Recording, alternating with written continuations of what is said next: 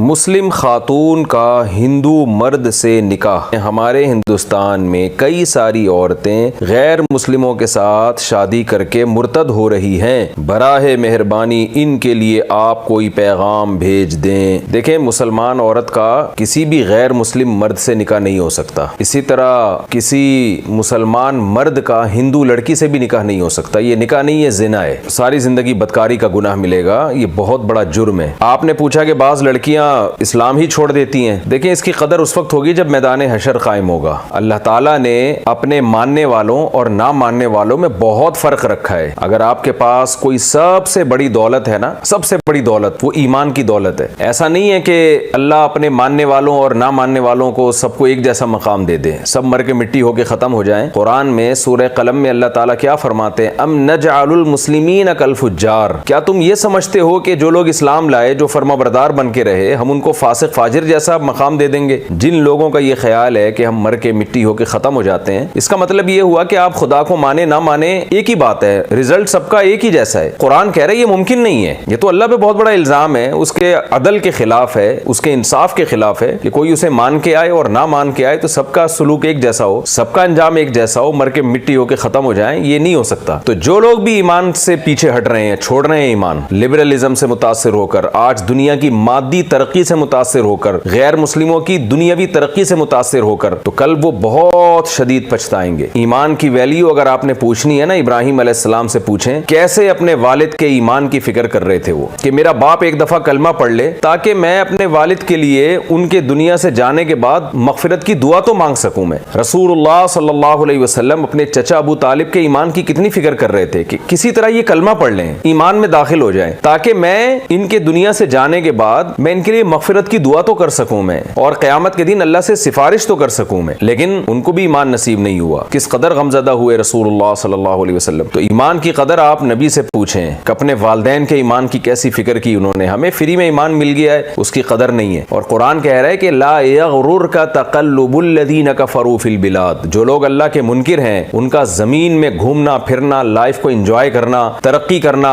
یہ ترقی تمہیں دھوکے میں نہ ڈال دے۔ متاع قلیل، یہ دنیا تھوڑے سے دنوں کا سامان ہے، تھوڑے سے دنوں کا۔ کتنی بھی ترقی کر لیں آپ قارون سے زیادہ دولت نہیں کما سکتے، آپ فرعون سے زیادہ پاورفل حکومت نہیں بنا سکتے، دونوں کا انجام ختم موت ہے۔ تو جتنا بھی آپ آگے نکل جائیں، بالآخر جانا قبر میں ہی ہے۔ تو اس لیے اپنے ایمان کی حفاظت کریں۔ سب سے بڑی دولت آپ کے پاس اگر کوئی ہے تو وہ ایمان ہے۔ اسی وجہ سے قرآن اہل ایمان کو حکم دیتا ہے کہ یوں دعا مانگا کرو، ربنا لا تزغ قلوبنا بعد اذ ہدیتنا وہب لنا من لدنک رحمہ انک انت الوہاب۔ اے ہمارے رب، ایک دفعہ جب تو نے ہمیں ایمان کی دولت دے دی ہے تو ہمارے دلوں کو ایمان سے پھیریے گا نہیں، ہمیں موت تک اس ایمان پہ قائم رکھ، اور اپنی طرف سے ہمیں خصوصی رحمت بھی دے۔ یہ پیغمبروں کی دعائیں اور اہل ایمان کی دعائیں قرآن مجید ذکر کرتا ہے۔ میرے پاس ایک ایکٹر کا فون آیا، بہت برائیوں میں پڑ گئی تھی وہ، اس نے مجھے بتایا کہ میں اتنی برائیوں میں گئی ہوں لیکن میں نے اسلام کو نہیں چھوڑا، اسلام کو نہیں۔ اسلام کا مطلب یہ ہے کہ ٹھیک ہے پریکٹیکل لائف میں اسلام کو فالو نہیں کیا، جو کہ غلط کیا، کرنا چاہیے اسلام کو فالو، لیکن اس نے کہا میرے ساتھ کی جتنی ایکٹر تھیں وہ اسلام چھوڑ چکی ہیں، میں یہ سوچ کر اسلام پہ قائم ہوں کہ میرے پاس سوائے ایمان کے کوئی دولت نہیں بچی ہے، تو میں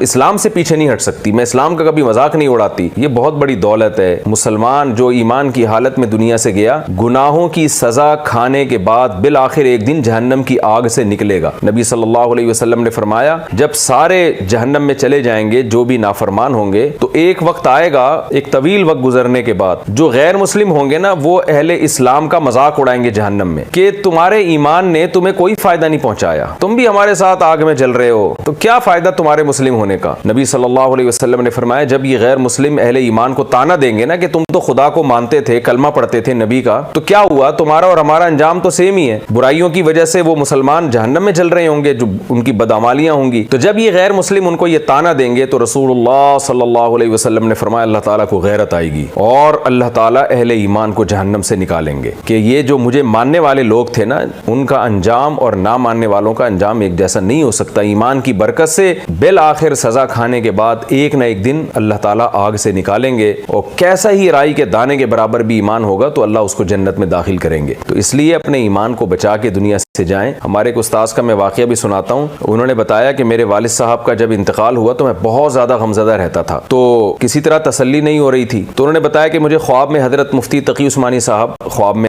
آئے. انہوں نے مجھے ایک رقعہ دیا.